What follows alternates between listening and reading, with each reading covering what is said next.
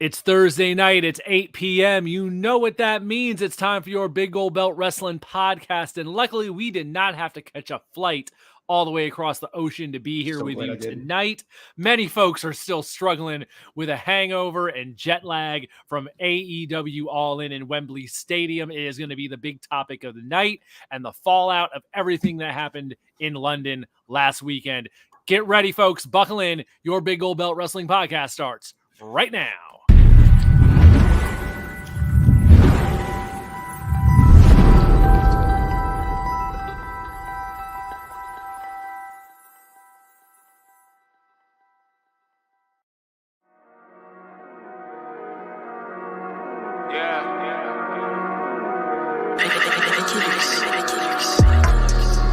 Big gold belt, big gold belt, big gold belt, big gold belt, big gold belt.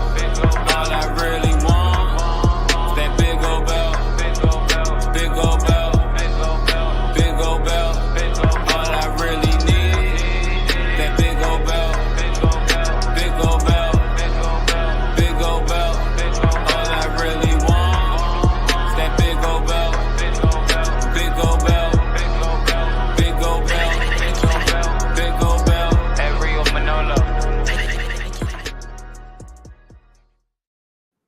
How is it going, everyone? It's Will, it's Jamal, it's your Big Gold Belt Wrestling podcast on this fine Thursday night. Thanks for tuning in, folks. We have the two of us here kind of doing the two-man power trip tonight because a lot of the crew is busy with other obligations as we head into Labor Day weekend, the tail end of summer, but some of us had to be here because there was a very big show this past weekend. People are calling it the biggest show of all time.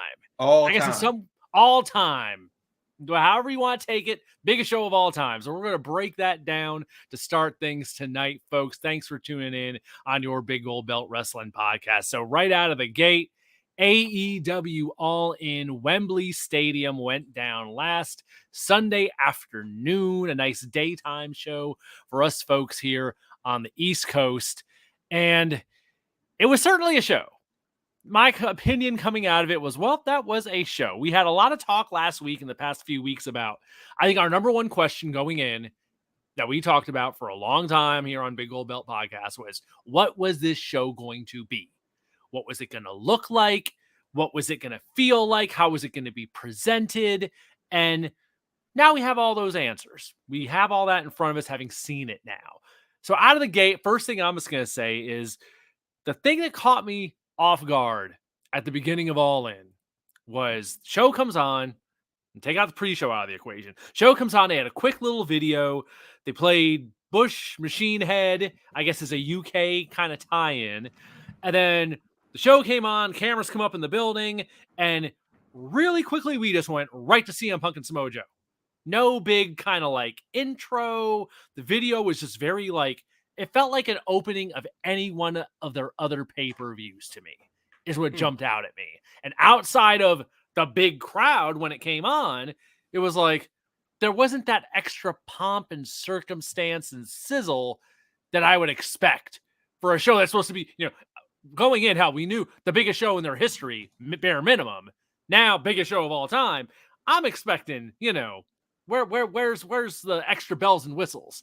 And there wasn't a lot of that right out of the gate. It was just kind of like, all right, first match, let's go. That was my initial impression.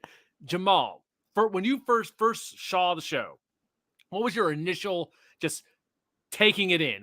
How did it hit you?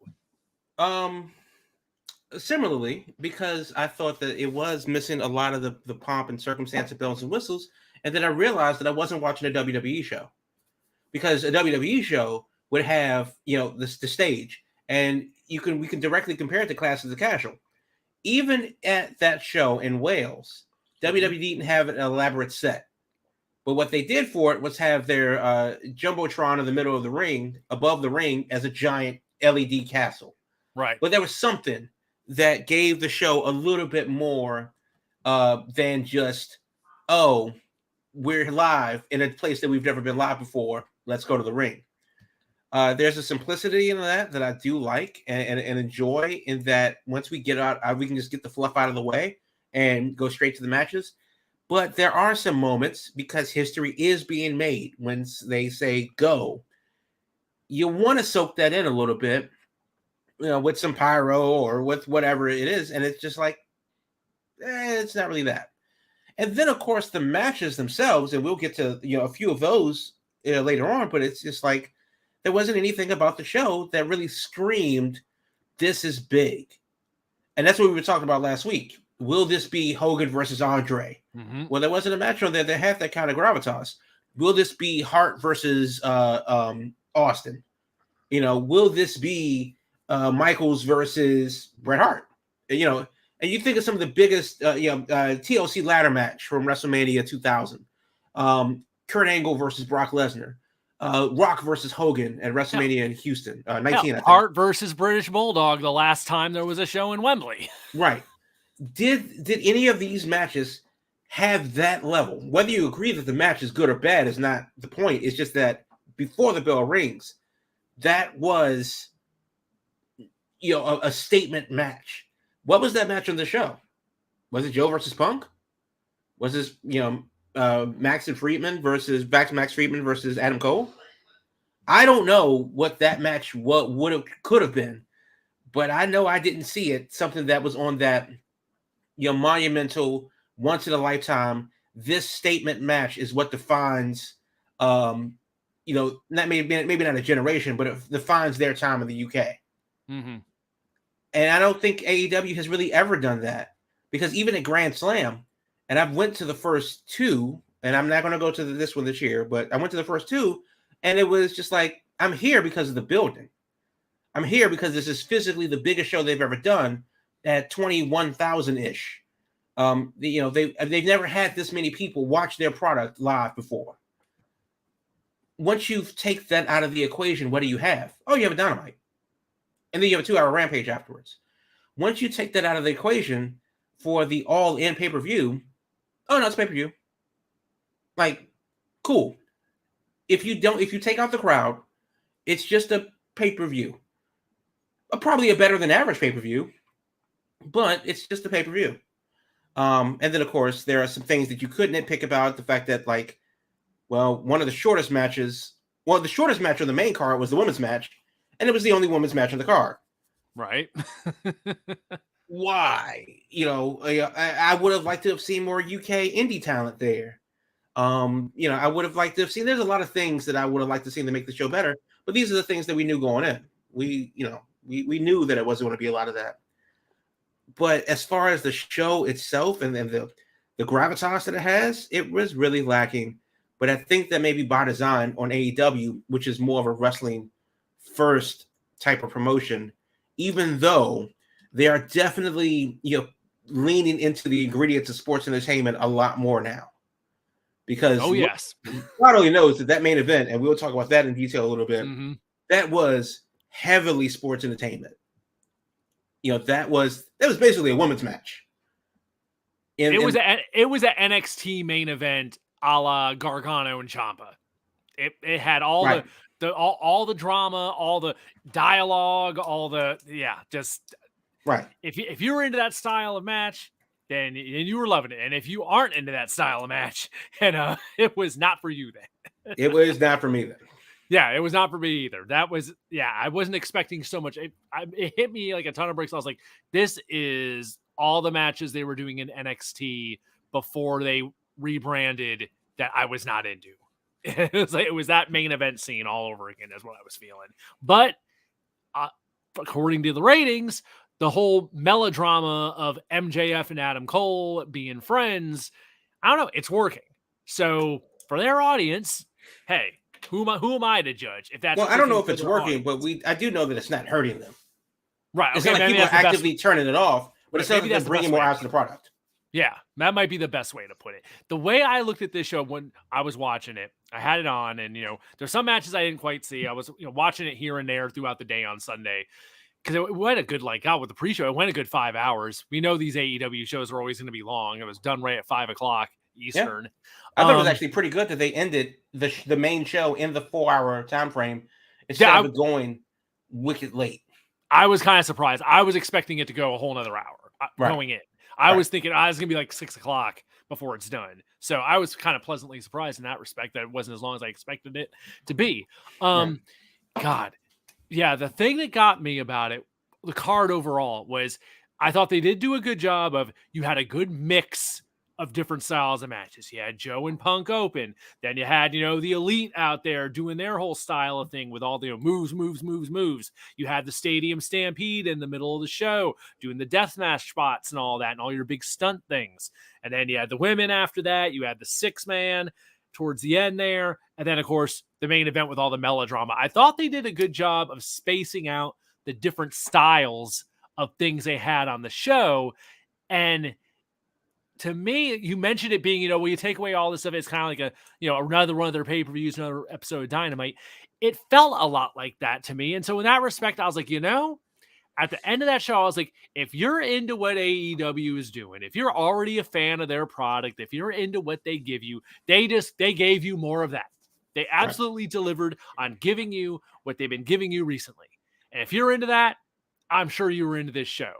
That said, if you're someone who checked this out because of, hearing about Wembley, hearing about the big crowd, someone who doesn't normally watch their stuff, this may or may not have worked for you. If you've watched it before and been kind of like, this isn't quite for me, I'm just, this flavor just isn't, doesn't wow me, then it didn't do anything, I think, to change your mind on that.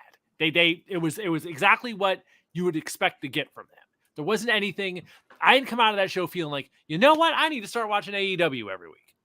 It didn't, it didn't change my opinion in any way. It was the most AEW show that AEW could ever AEW. Yeah. Hell, right down to having the show happen and then have backstage drama overshadow it for the week following. It's like it was a year ago, completely rehashed all over again. Yeah, that's really unfortunate too, because for all of the things that the pay-per-view is supposed to represent, and people want to extrapolate what the pay-per-view means, not necessarily what it is, but what it means. Okay, but even before we get into the CM Punk shenanigans, because it's another week of that. I think that and I said this last week, they left a lot on the table. Not necessarily the fact that they didn't really deal with any of the local indie wrestlers or their main, UK stars or anything like that. It was more to the point that they only had one show. Mm-hmm. It was just that. that was it. They were done. You got in, you went to the show, you were done. It really, for it to be so big, and one of the reasons why I don't think it felt as big is because it was just that. WrestleMania is a week of activity and buildup and pomp and circumstance, not just on TV, but with access, with the big reveal on the social media accounts. They have the big stadium reveal with the pyro and stuff like that. There's a lot of presentation for WrestleMania. NXT, doing like live shows and stuff like that. The training seminars and the recruitment, the tryouts that come with WrestleMania. And then there's the other UK, the local indie shows or whatever, aside from that.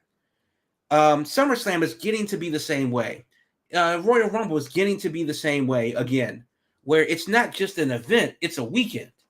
This SmackDown is usually in the city or very, very close to the city where WrestleMania is going to be, SummerSlam is going to be and such. Now, with the AEW show, this really just felt like a televised house show. Not that the storylines didn't matter or anything like that, but it just felt so disjointed from everything else that they were doing. If you were flying over there and you were flying over there for the event, you better hope that the show contained everything that you needed. Because if it didn't, if you felt that you were missing something, there were no other opportunities to get it, to get anything else. Yeah, there was no collision, there was no rampage. There's no collision, there was no rampage. I mean, a live collision the night before, leading up to the pay-per-view. Hell, even a live rampage, a couple nights before. Maybe Dynamite's on Wednesday. Why couldn't they have done in London what they did in Chicago this week, where they're having 3 shows in a row in Chicago? Yeah. Their entire operation is emanating from Chicago this week. They couldn't have done it for London, for the biggest show of all time, to them. I just feel that leaves a lot, to be explored. Where they just had a show because they wanted to have a show in a place that they never had a show before. And that kind of how it felt. And they've never really done that before either. When they went to Canada, in the middle of the July, it was, one show here, one show there, one show there, right next to each other. You could follow them. You can tour with them if you wanted to. This one was just London. That's all we got for you. And then we're back, and then we're in Chicago for the next week. Yeah.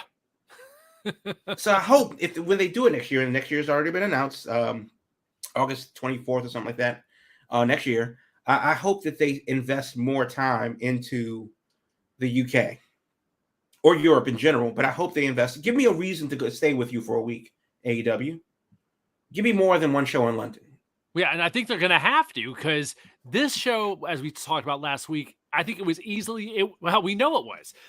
It sold all these tickets before you even had matches. It was sold on the idea of wrestling in Wembley Stadium again for the first time in 30 damn years. That's what the show was sold on. And also, I guess AEW coming to Europe for the first time. Next year, those two factors are out the window. Yes, it's Wembley again, but it's not the first time. And it's not the first time AEW's been there. My assumption it reminds me of Grand Slam. Yeah, my assumption is they won't go there between now and then. And they're going to bank on, we're just going to wait a whole nother year. And it'll be our second time in Europe to try and fill the stadium. And maybe that's looking at that as an annual thing that we do that. But I think they're going to have to do some extra stuff, some sort of extra stuff to entice people, because all the first time stuff. Okay, you shot that wad this time. Yep. Next year you don't have that in your bag of tricks to bring out. So there's going to have to be something extra, either some kind of big match to hook people with from the very beginning, or something. I mean, that's the thing that got me when we were talking. There wasn't that big match with gravitas like a Hogan Andre. It's like even at Forbidden Door, they had Danielson and Okada for the first time ever, to where for a certain, a large chunk of the audience, that was a big deal match, because that's a destination match for those guys. Yeah, for their audience, that is a very big match. It was a first time ever thing. There wasn't anything like that on this show. Now, let me ask you this, though, because we're talking about some of the all-time greats matches of North American wrestling, which, for what it's worth, has to be a WWE event.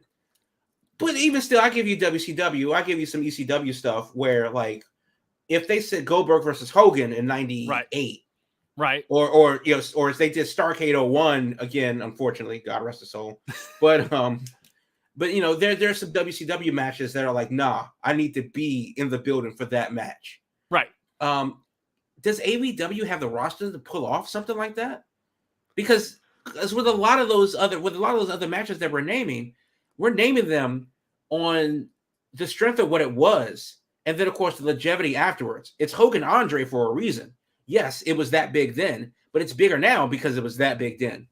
AEW doesn't really have the history under its belt to say that we can demand a Sting versus Jericho or whatever that big match would be. And honestly, I can't think of what that big match would be with their current roster.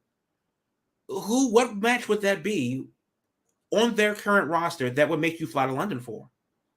Yeah, I mean, I'm having a hard time thinking of combinations that they haven't done in that like top mix. Because God, they did Omega with so many different people. They're doing him in Konosuke this weekend, so they saved that for Chicago instead of doing it. And a lot of that stuff is based on the fact that people haven't seen him in New Japan. Right. Yeah. So, but that's also kind of like, and again, that's not a detriment to AEW. I'm not saying that to be like, well, they couldn't have done it if they tried, but it is kind of like we're talking about a history-making event to knock it out of the park the first time, no mistakes, no exceptions. Do they have the personnel for that right now? And I'm not convinced that they do. Yeah, and if they do, we didn't see that match on Sunday. On Sunday. It probably, knowing they're on, hell, it would have had to be something involving Punk and the damn Elite. That would have been it, because that's the forbidden fruit right now, right, for that crowd. And as far as we know right now, that shit ain't happening. Right. So that's the card they have to play. Yeah, I mean, that's the only thing I can come up with. Punk. Actually, you know what? I think you might be right. If we're talking about history for the sake of history, Punk versus either the greatest British talent that they have for the pop the hometown crowd. Maybe it's Punk versus Ospreay. Maybe it's Punk versus Zack Sabre Jr. I don't know. But maybe it's the Bucks versus Mustache Mountain. I don't know what that match looks like. But then Punk versus Kenny, I don't know. But it would have to be either something that's unprecedented, like Cody Rhodes' return, or something that we know we shouldn't have, like Punk versus Kenny, based on the things that we should know about. Right. But I think that's also kind of like the elephant in the room is just like history really isn't on AEW's side just yet because they're only 4 years into the game. They don't have that star power, sticking power yet. And I think they'll get there, but it just ain't there for them right now. Moving it from the pay-per-view, because it was what it was. And again, pay-per-view was fine. Was it worth $50? That's up to you. But I'm all for a 1 o'clock start. Oh, absolutely. I love the daytime shows. Yeah. Love them. Have them over. Yeah, have them over there 3-4 times a year. But now we have the pay-per-view last weekend. We have 3 shows in Chicago this week before the pay-per-view this weekend. There's also Payback this weekend. And then at the media scrum at Wembley, they announced that Wrestle Dream is going to happen literally a month from now, October 1st. So now, I guess the big question is for you is that going from the pay-per-view, should they do this again next year? They've already announced that All In is going to be around this time next year. Right. Basically a year from the day. Should they push back All Out? Or should they move, or should they cancel All Out or repurpose it to make it not the Labor Day festival anymore? Right.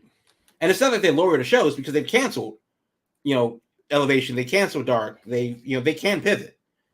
Do we need 2 shows, 2 pay-per-views in a row? I would say 2 pay-per-views. I just do not see how All Out this weekend is gonna draw like a ton of interest. Unless something, unless he pulls, and hell, we already had Dynamite, so there's no pulling a rabbit out of their hat on Dynamite. Dynamite came and went with no big reveal of anything. So all that's left, and Rampage was taped, so we know nothing's getting pulled out there unless they insert something into the show. That leaves Collision on Saturday. Right. And then unless, they suddenly on Sunday reveal on the internet, oh, we're doing this, which I guess Tony kind of said today on the media call that, because he was, of course, flat out asked about what's the deal with CM Punk.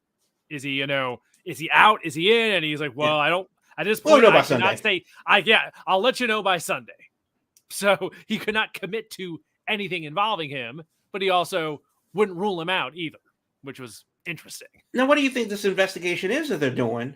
Because allegedly they're backstage. There's multiple, witnesses. You have the guys in question, Punk and Jack Perry, whatever their scuffle was, whether or not Tony Khan was, blindsided by an avalanche of computer monitors knocked on him and stuff. Yeah. Right. And whether or not the actual cameras caught anything, because apparently there's actual footage out there floating around somewhere is what I'm hearing too. How long should this investigation take? Because it happened last week. It happened Sunday. Yeah. It's now Thursday, and they still don't have a definitive answer to push it in the direction of, well, we just going to have to wait and see. Yeah. Well, geez, going off last year, it took like 2 months before we started hearing rumors that, okay, the Bucks and Kenny and them were coming back. And it was like 2 months of just nothing and investigation ongoing. So that I think was a lot more involved because, of course, that was in a locker room and only so many people were physically in the room when it happened. Right. This happening at Gorilla, you would think would be a much easier investigation, especially since all the talk is that Tony was there. Was a witness. Yeah. Was a witness and a victim. Yeah, exactly. So you would think it wouldn't be that involved. You would think the pressure would be on that. Look, you're in Chicago this weekend. Hell, you're there for 3 days. You have 1 day down. You have 2 more to go. The crown prince of the city, that's all that damn crowd is going to be looking for. And I'm sure if he ain't on the show, that crowd is going to be very vocal about him not being on the show. I can't imagine them being politely going along with that if he ain't there. I think you can excuse him not being at Dynamite. And Rampage doesn't count because we know it's taped. Right. If he does not show up in Collision, I think we're going to have a problem Sunday. Oh, yeah, absolutely. If he is truly off, I think the whole weekend, That Right. crowd's going to go into business for themselves. Now, of course, the question being is how many people will actually, tune into Collision because Collision airs during the middle of Payback. Right. Because that's So, Saturday night. Yeah. so could a live Collision where the AEW faithful are watching that, and we know that there's overlap between the wrestling companies. Is it possible that CM Punk kind of slides under the radar, under the back burner, because you have an actual premium live event happening at the same time, and we don't realize that he wasn't there until Sunday? But I think it's going to be a bloodbath if he doesn't show up at Collision, though. I kind of get the feeling if he's going to be on Collision, I would kind of think we'll start hearing some rumblings of that by Saturday afternoon. I would think because they're going up against a WWE show that on a holiday weekend, no less, Right. that there's a lot, the people's attention is going to be elsewhere this weekend, especially coming off this huge show last weekend. I'm looking at these two shows happening this weekend. I'm just like, this ain't the weekend. I ain't worried about these shows. And it's honestly, a holiday weekend. It's the end of summer. We just had a massive show in the stadium, and you got like, oh yeah, there's 2 more shows this weekend. And it's like, but you know what? You know what? Also, that we're not thinking about and considering. I don't know what the UFC is doing because I don't watch it, but I'm sure they do a Saturday thing. Right. It's the start of college football. Yeah. Oh yes. Right. So you have a big slate of the first week of college football on Saturday. You have whatever this Punk drama is going to unfold on Saturday night with Collision. You have a WWE pay-per-view event. You have whatever the UFC is going to do. And then the baseball playoff race is heating up. There is a lot of competition around the sports world that is going to be going down on Saturday. And then, of course, it's the big getaway weekend for Labor Day, where a lot of America, anyway, is going to be hitting the road. Yeah. So that really circles back to the original question of, do we need All Out Labor Day weekend? Because honestly, that's why I haven't been to Chicago for the show. It's not because I don't want to. It's because traveling Labor Day weekend is a bitch and a half. Our buddy Big Old Belt Media must be 2 Chainz slipping in here saying we will be in the building for Payback. So not a good enough reason to go to Pittsburgh. I was gonna say, sounds like somebody is going to Pittsburgh for Payback. So not a good enough Big Old Belt Media apparently will be on the scene per usual. So that whole thing. Yeah, I mean, the thing that jumps out at me with that show is just we're coming off so many big WWE shows in either major stadiums or over in London or in Puerto Rico. Since WrestleMania, they've had every show has been like a unique show. We had Puerto Rico with a super hot crowd. We had London for Money in the Bank. We had SummerSlam in Detroit at Ford Field. And for the first time in a long time now, it's like, oh, this show's in Pittsburgh. And it's just Payback. And there's not even a Roman Reigns match. It's some different stuff on it, which I do like it in respect. I do like that this show feels like people are getting a spot on the card that haven't necessarily had a spot lately. So it's a different feeling show, which I don't mind. But also at the same time, I'm kind of like, it's Labor Day weekend. I've seen a lot of wrestling recently. I can watch that one on demand the next morning. I'm not feeling the pressure to watch that show live, And that's how I'm feeling about All Out. It's just like both of these shows, I'm like, yeah, they're shows and they're happening this weekend, but there's just been a lot of big stuff happening recently that both these shows feel like the shows that I can easily skip and just get the highlights of, and I'd be good. Yeah, because at least for Wembley, you had the unknown factor of what's that crowd going to do when it's 80,000 screaming British, folk, doing those damn sea shanties and soccer songs or whatever. Surprisingly, there wasn't much of that. Thank God, because that just annoys me to no end. But you do have a Payback this weekend in Pittsburgh, and much like we suggested and predicted, they're going to go with it. It's a Judgment Day heavy show, as it should be. They put kind of the pause on the Bloodline. Thank God. And then they're moving on to Judgment Day to kind of supplant that on a show, which so far only 6 matches I'm seeing, but they're not 6 filler matches. It's actually pretty, good stuff, for the show that adds on to a very, very, very busy weekend that's already busy because it's Labor Day. So I wonder, not necessarily WWE, but if you're AEW, with everything on the line, this time next year, do you do back-to-back pay-per-views? It just doesn't make sense in any point of the year to do it. I don't know why they do that. The only thing I can think of at this point is that they're crossing their fingers and banking on the idea that it won't have to be back-to-back pay-per-views next year, that either they'll be streaming them both or one of them at least can be streaming. But either way, I still, in my head, I'm like, you coming off that big stadium show, I think you need something really damn special to get people to care about a regular show a week later. There's got to be some kind of hook for that second show when you're coming off a big stadium event for the first show. And it kind of makes you wonder why they didn't just stay in England for the week. They could have just let them have that week.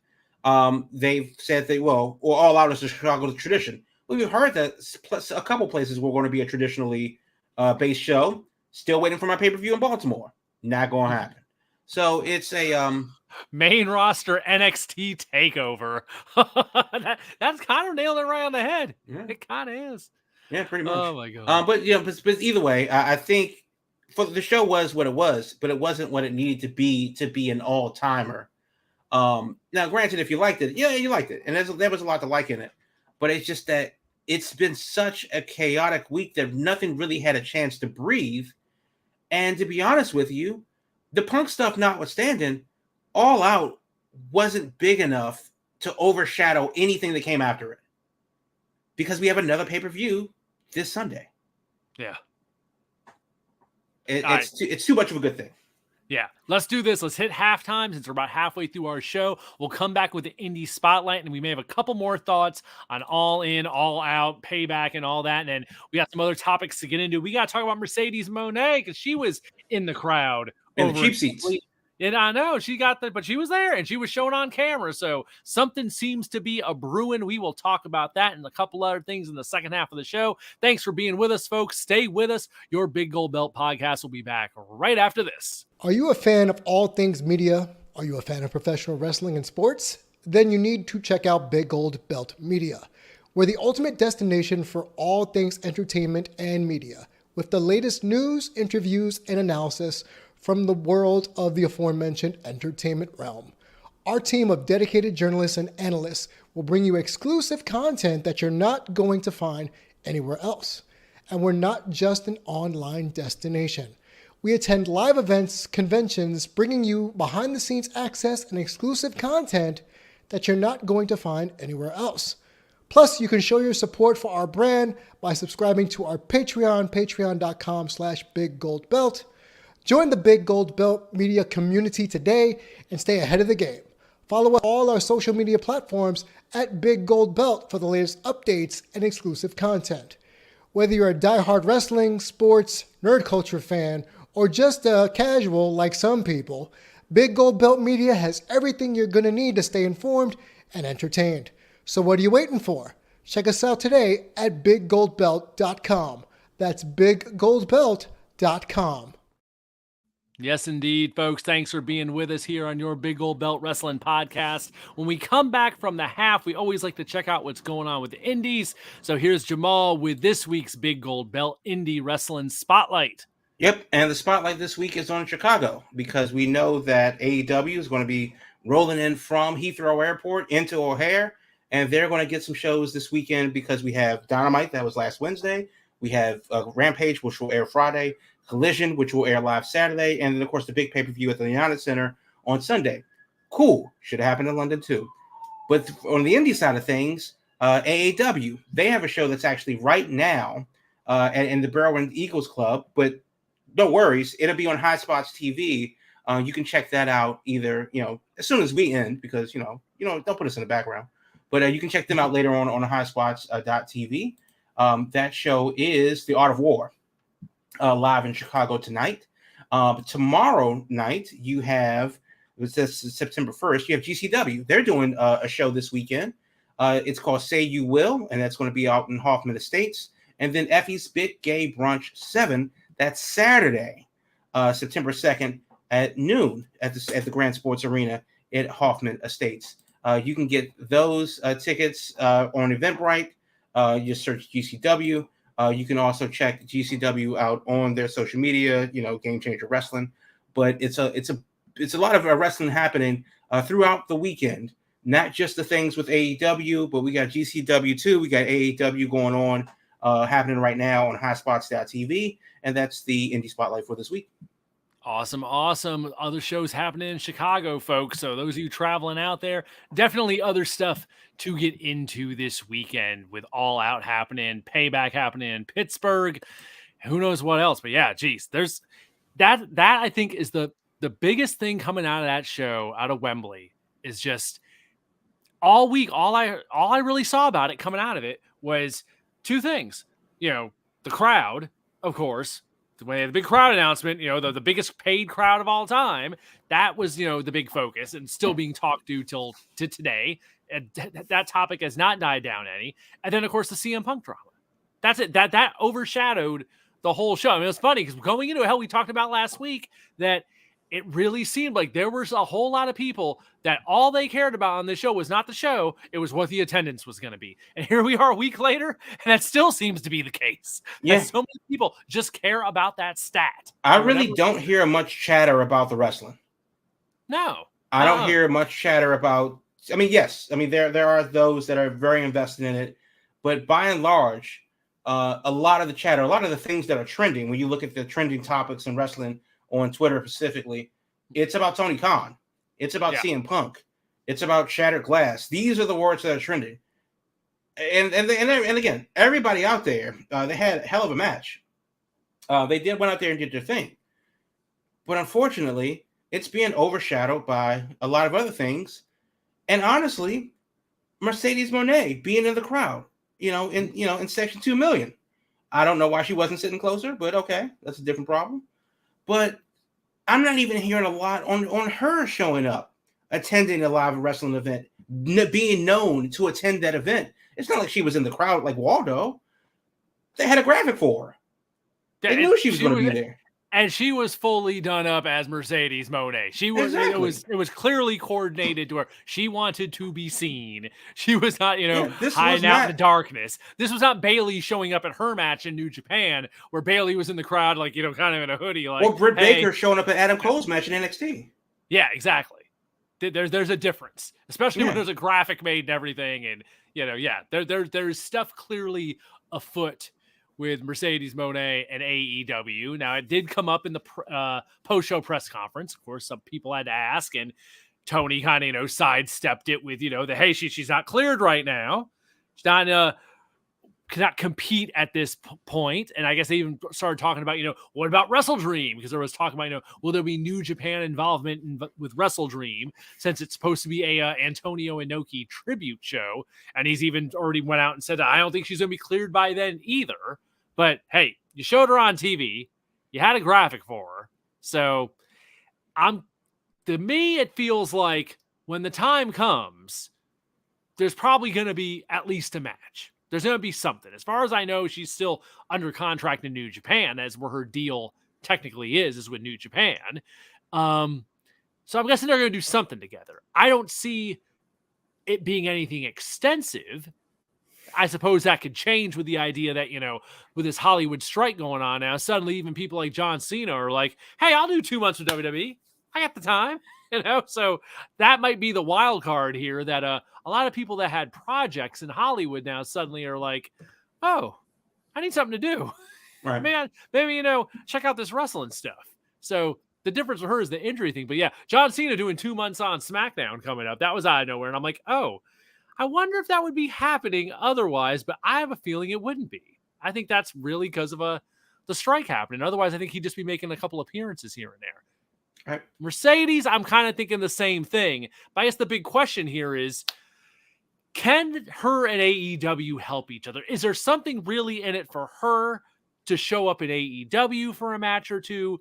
And what can AEW get out of her? Because hell, this goes back to, the elephant in the room we keep talking about, the AEW women's division. So I'm curious, what are your thoughts on this, Jamal? Mercedes and AEW. If the question is, can they help each other? The short answer is yes with a but. Mm-hmm.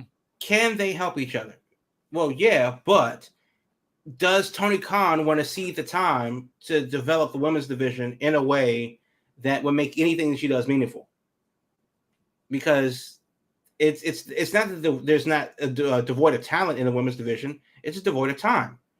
And as we've seen, they had the biggest show physically ever in the history of humanity in London at Wembley Stadium, according to AEW. They had women's match. I don't care who you are or what you do. You cannot build a division in 8 minutes. Yeah. That was their big blow-off match for at the end of this, what I think was the end of the tournament deal, where they had a fatal four-way.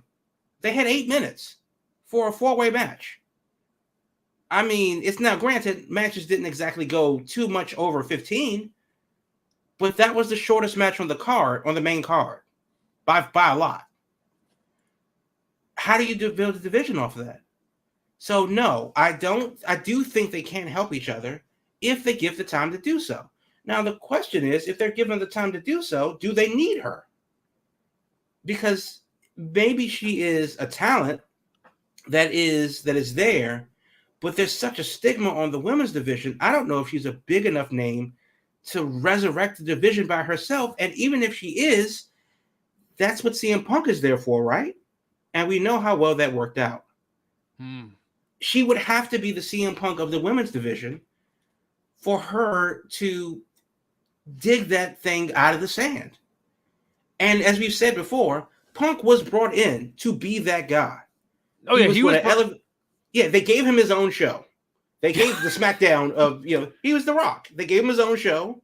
They made a show for him. He was able to do his thing. He was brought in to elevate the younger talent and put them over, which he, did to some degree.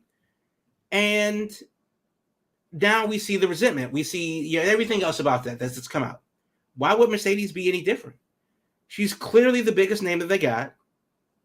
She's, I'm not going to argue that she's the best wrestler on the roster if she were to join. But she definitely comes in as a person that's like, yo, I'm me. You're welcome. And for everybody that's ever been there before that, she has a star power that no one else there can provide. Probably Paige when she first showed up now, but like Saraya now is just she's another person on the show. That's come and gone.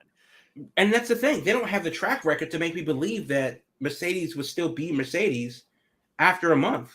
Right. Because Toni Storm, which would be that person. She came in from WWE, disrespected, run amok, bamboozled, led astray. And now who is she? Saraya, same thing. Ruby Soho had a big package.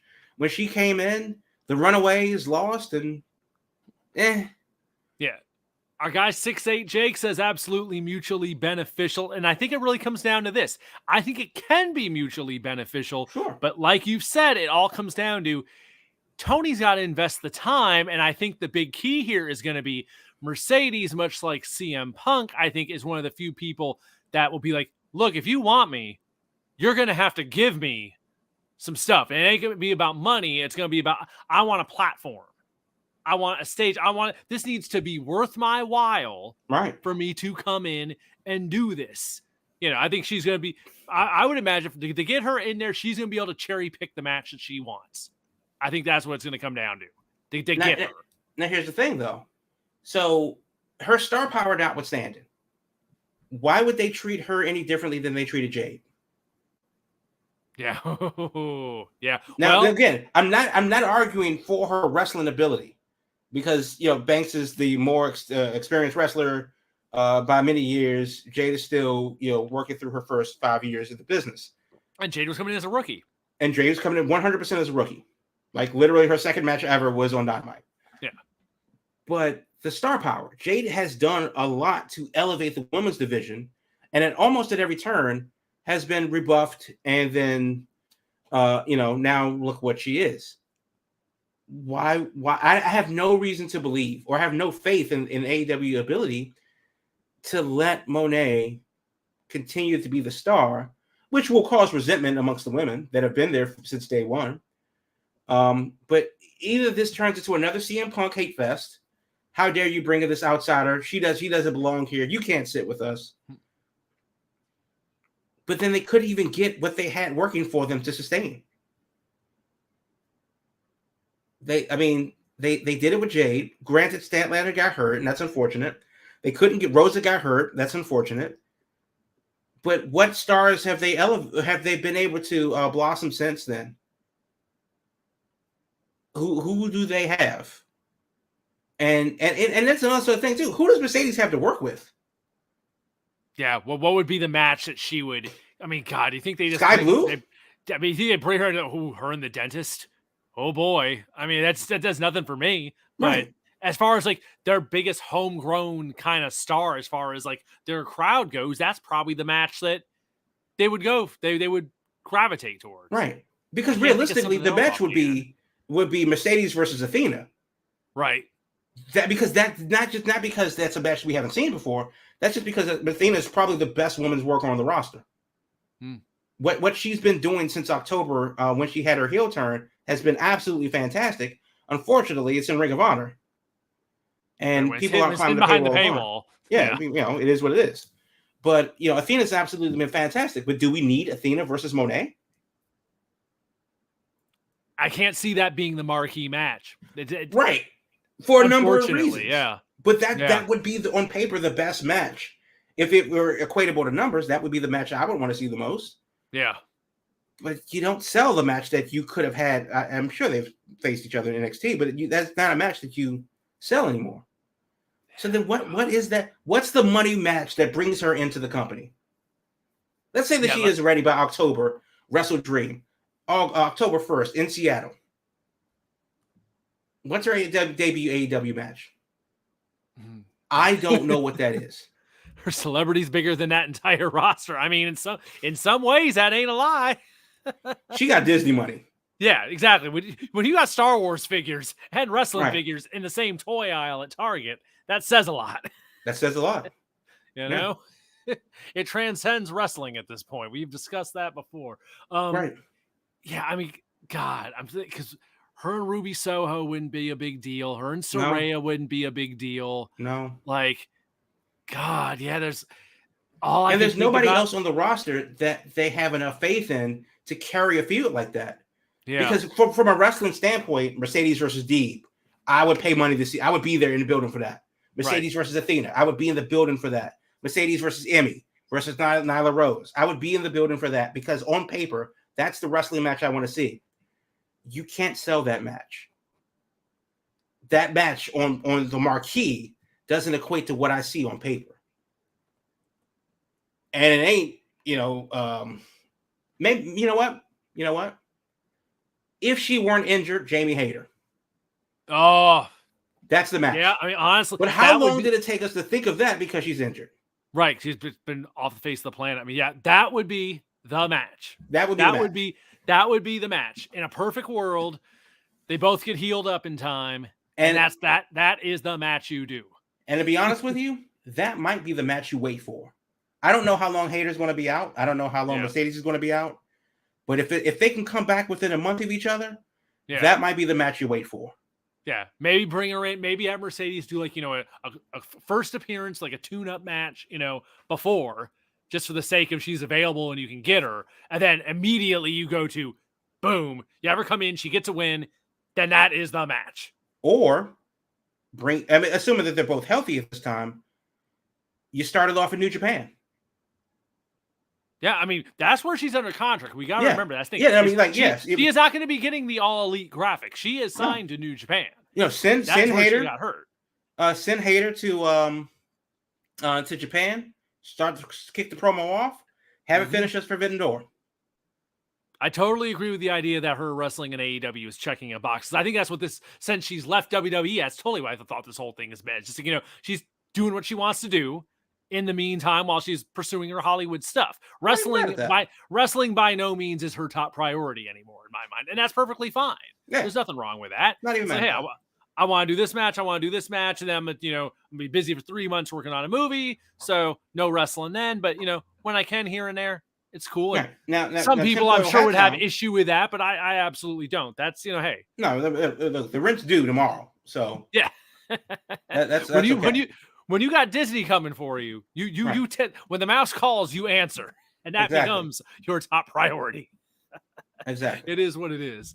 We got about 10 minutes left. You want to get into some other stuff? You said you had some stuff in the chamber that we might want to talk about. I think we've covered everything Mercedes. I think. Yeah, pretty much. Two other things that I wanted to mention is that number one of the big things that really got CM Punk annoyed was the fact that he was left at the airport. Right. Nobody came to pick him up. There was no car service. There was no nothing. He just got out, didn't see his name, and took Metro into the stadium. And then, of course, he realized later that, they don't do that.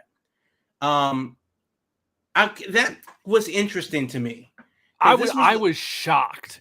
When word got out, because of course the first version was no one picked him up, and the assumption was, that was like on purpose or a mistake, a snub. Then it turned out, oh no, they didn't provide transportation for anybody. Right. And that's really odd to me because Lord knows WWE would have that shit took care of.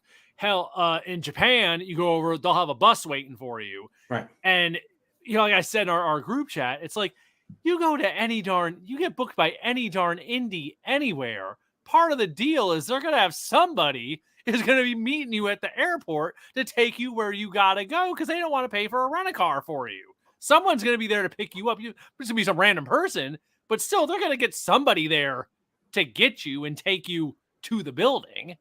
I've never heard of you got to figure it out yourself. I couldn't believe it. Right. I thought that was pretty shocking. And very interesting as well that they wouldn't accommodate you on travel in that manner. This is a first for everybody. So why wouldn't everybody be staying in the same hotel, being on the same flight? Meet us in New York. We're leaving Saturday night. We're going to the show or whatever. Oh, well, actually, it would be because Collision was taped. Yeah. So on Thursday, we are leaving the U.S. Meet us in New York or figure it out yourself. Yeah, you would think they'd be doing that with the idea. We get everyone over here. We do a ton of media for those next couple days, and then boom. But it'd be like a completely organized thing. Right. And I say this to say because Don Callis, he said that he only arrived at the building 2 hours before the show started, which is insane. How does he get there that late? And he said on Grill and JR, the Jim Ross's podcast, I saw online that somebody forgot to pick up Punk at the airport. He said, yeah, those things happen. I'm not condoning it, but they just happen. And he took the train from the airport down to Wembley, which I thought was kind of cool. Don't get me wrong, it's not good, but you're moving that many people around to different locations. We didn't stay in the same hotel, but most of us did. You got different locations, different people coming in at different times in different airports. Ross says that I think Callis arrived in London 2 or 3 hours before the show because of flight delays. And it's just like WWE chartered the flight to Saudi Arabia. Right. Everybody that needed to be there was on the same bus. We got to go. We got to move. Do you think that that's just part of the fly by the seat of your pants, AEW, thing where we can see where they spend their money and we can also see where they cut corners. Do you think that that's catching up with them a bit where if you're going to move in this direction, you kind of have to have these things together on the back end or these stories are going to get out about talent being frustrated, missing things, missing this and missing that. And, the show is tough enough as it is to put together a live production, but then to have these little things, these unforced errors come through is kind of this is ridiculous. Oh, yeah, no, the thing that jumps out at me is anyone who's already been, in other organizations, who's been around wrestling for any amount of time is going to be like, this ain't how shit's done. Like I said, even if you work the indies, someone's getting you at the airport if you're getting flown in. You're not being expected to hop in a cab and, find your way to a building that you don't know where the hell it is, that you probably don't even know the address of. It's like, right. It's that just, I was dumbfounded that they didn't have transportation figured out. Now, if that falls on their, whoever books their travel or yeah, what. See what happened was, I don't know if you saw that. Which also kind of alluded to the fact that this was maybe some kind of inside job or whatever. And maybe it was, maybe it wasn't. But their travel agent, one of their guys that books, is a Bucks fan, and he had on his Twitter all this stuff about the Bucks, and then suddenly, yeah, nope. So I wonder if that came down on his door, or if he thought it was just best to play it neutral, because his ass would certainly be on the line after this. Whether it was avoidable or not, it still was kind of like, yo, this is still your deal, your axe to grind. Real quick before we get out of here, I do want to mention Wrestle Dream. Yes. I had not heard of this thing before it came across my desk earlier today. And apparently October 1, 2023, which is the 1 year anniversary of Antonio Inoki, founder of New Japan Pro Wrestling, Japanese politician as well, he passed away. So that's when the show is going to be in Seattle.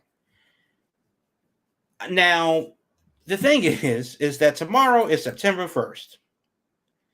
October 1st is a Sunday, and that is in about a month's time, 30 days from tomorrow.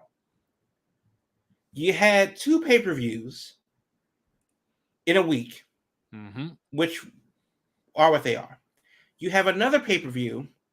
Now, I guess also a thing too. I don't know if this is going to be a pay-per-view or not. It is on a Sunday. I don't know if this is going to be. I think it is. I think he did say pay-per-view for it. Now, AEW started with 4 pay-per-views quarterly. Then they moved on to the specialty dynamites. Then they moved on to these, other pay-per-views like Forbidden Door. And we just talked about that. We had Forbidden Door, and in June, end of June. We had late June. No, it wasn't. It was in June, but we had 2 weeks before that was Double or Nothing. And the question was then, what am I going to spend my money on? Because they're clearly sacrificing Double or Nothing to build up Forbidden Door. And then you fast forward a month and a half later, you have the 2 pay-per-views back to back. Well, you have history definitely being made in Wembley, and then you have whatever's left of it is going to be in Chicago. Okay, cool. And then a month later, you have another pay-per-view in Seattle for the Antonio Inoki Memorial Show. And don't forget, in between, a big show in New York at Grand Slam. At Grand Slam. It's not pay-per-view, but a big card that is promoted as a big event. Right. So now the question is, for the pay-per-view thing specifically, we went from $50 was justifiable 4 times a year. Mm-hmm. Cool. Well, we're seeing $50, 6 times in 2 months? Yeah, I mean, $50 for Wembley, $50 again this weekend. Then they want another $50 come October, and then Full Gear will be November. Don't forget about Full Gear in November, and then you have the other every time. Then you have Forbidden Door, and then you had Double or Nothing. Yeah. So we're seeing for Double or Nothing, Forbidden Door, the 2 all-ins, all shows, the Inoki show, and Full Gear between May and November. Gotta get that streaming deal figured out. I'm telling you. I mean, that's and this is also the thing too, is that we didn't go into the year expecting this many pay-per-views. No. We didn't go into the year. We expected 5, right, with Forbidden Door being the extra man. But now that we're counting 6 over the summer at $50 a piece, is this thing is this a viable marketplace for that anymore? Because people were balking at it already, but now that it's like, okay, now it's actually starting to add up. Yeah, it's quickly going to become the UFC formula where it's like every month and it's full price every month. Yeah, I mean they I don't know, but Full Gear is November 18th in Inglewood at the Forum. So then that's 6 weeks after the Seattle pay-per-view that you have that. So it's kind of just like, I don't know, man. The math isn't really working out for me. AEW's got to figure that out. Either they're going to have to come through with some kind of combo package, 2-for-1 season pass or something like that. But I don't know how they can expect people in any economy, because it's not just an American problem, because people pay whatever they pay around the world. I just don't understand how they can expect people to just pay that. Yeah. If we're going to do 8 pay-per-views in a year at full price, like I how do they pivot from that?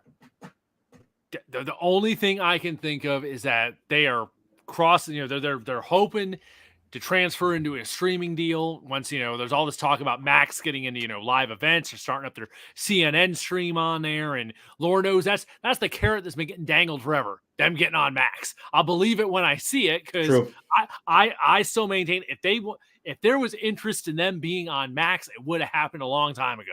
Because hell, they've been there since it launched. It's always been in the same family. So it may eventually happen, but there definitely seems to be no urgency to get there, and I'm sure it's from the Warner Brothers side. I think they got, their eyes are on other stuff. Hell, their priority right now is getting CNN on there and possibly having CNN alerts popping in on during shows. So, well, I mean, long-term thinking, it makes sense because we are going into an election year next year. So maybe CNN, dangling the CNN carrot might be a more sustainable option than the fickleness of wrestling fans. So who knows? But it's a very interesting week. I'm definitely not in the same place that I thought I was going to be when we talked about this last week in the middle of the two shows. Not realizing the Payback was a thing. Not NWA, which they just had their 75th anniversary show, but Impact, their 1,000th show is coming up too. So, and then on top of that, you have college football. The week after that, you have the NFL starting. I don't know what this looks like, but now it's starting to hit the fan. This is starting this is where we're in the trenches now. And for those that care about ratings, it's going to be interesting to see where it goes, because that demographic has too many options now. It is being split heavily amongst the 18 to 35-year-old males that have a very interesting choice this weekend of what to watch. Yeah, there are no shortage of options this weekend, folks. So I'll tell you, if you're not watching wrestling this weekend, I totally understand, because I'll probably be right there with you and just checking out the highlights later, because it's a never-ending cycle. There's so many shows, and just this is the weekend of shows that are just like, we've had bigger ones recently. And this feels like the week where it's like, okay, it is what it is. So last quick comment from Najir checking in. He thought of the other match, Jade versus Mercedes. That would be the other match. That would be a big deal. But once again, not in the cards right now. The pieces are not available. And God, I don't know how that would be interesting as far as like how you would play that. I would, you know what? I don't see Jade versus Mercedes. I see them as a tag team against somebody. That's what I see. I could see that. I think that a tag team might make the most sense, but realistically, Jade versus Mercedes is the move because Jade is the Mercedes of AEW. Yeah, it would. Yeah, it would be like the new version. Yeah. It would in that respect. Yeah, that would mean that Jamie. But that's what I said. Like if they did what they did to Jade in the sense that they built her up and they forgot about her when they realized the Statlander was coming back. Unless they make Mercedes CM Punk for the women's division, I still don't think that Mercedes is big enough by herself to dig up the women's division and carry it with her on her back. No. But if Jade actively did that, I don't know how Mercedes can. The only way I could see it happen is if you could get her on a regular basis, and I don't think she has that availability anymore. She'd have to be there all the time and be fully committed to like carrying that division, and that ain't happening, I think, as long as Disney's around. Yeah. Unless that, all that suddenly falls apart or something. But right now, unless they send the new women's division to New Japan Strong or something, have her work out there in Los Angeles. There you go. All right. Well, we are at our hour, folks. So we are going to wrap it up for the night. Thanks for being with us. Thursday nights, 8 p.m. Your Big Gold Belt Wrestling Podcast streams live here on Twitter, Twitch, YouTube, all the darn different social media platforms. And then, of course, the next day, Friday morning, it arrives on all the podcast platforms in audio form. So if you want audio, you want video, we got you covered here at Big Gold Belt Media. Of course, you can check out the website, biggoldbelt.com, for all your wrestling, movies, comics, and more. All that good stuff always being covered at biggoldbelt.com. And don't forget, Big Gold Belt on all social platforms, Twitter, X, whatever you want to call it these days, Instagram, all that good stuff. Big Gold Belt, it's your one-stop shop for wrestling, movies, comics, and more. Thanks for being with us, folks. Thursdays, 8 p.m. We will be back next week after another weekend of shows to see what's up, as we'll be heading into football season and all that good stuff. So thanks for being with us. Talk to you later, and we will see you Thursday night. All I really need